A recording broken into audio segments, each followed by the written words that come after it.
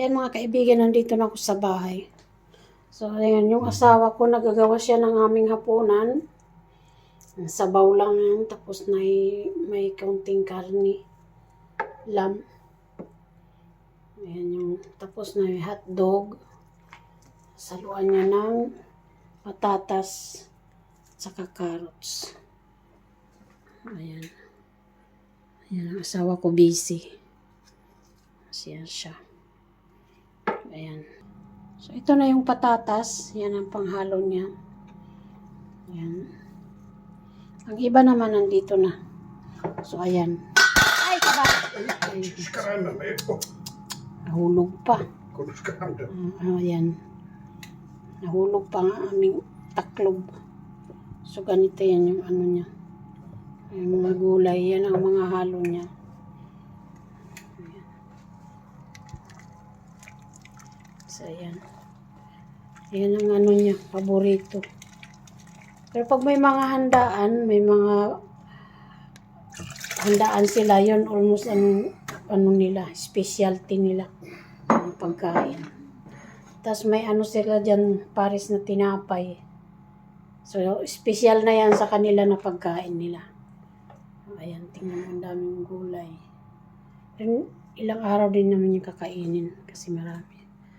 Ayaw ko lang sa kanya, pag nagluto ng pagkain, ang daming kalat sa lababo, sa kusina. O, tingnan nyo. Napakakalat. Ayan, ganito pala ang ipapares nila sa sabaw. Ayan, ang ganyan na tinapay. Ayan, manipis lang siya, tapos yun. Yan ang kapares nila pag kumain sila ng ganyan. Masarap na nila to na pagkain dito. So, may halong karne at saka hotdog. So, yan mga kaibigan, abangan natin mamaya ang kanyang finished product pag naluto na. Ipakita ko sa inyo. So, ayan na yung ginawa ng asawa ko na hapunan. So, ayan. Nag-arti-arti pa. So, ayan ang aking tagaluto. Ayan. Köttsuppe. Kain tayo. Kain tayo. So, ito na yung aming hapunan. Luto na. Ready to serve na. Ayan. Ito naman yung sa akin. Mayroon akong tinapay. So, ayan.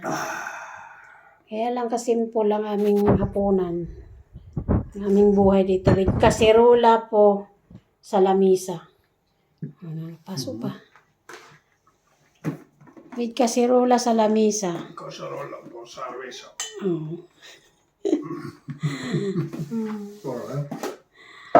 Ayan, kain po tayo. Thank you po sa inyong lahat, sa aking mga viewers, at sa aking mga subscriber. Thank you so much sa inyo. Bye-bye.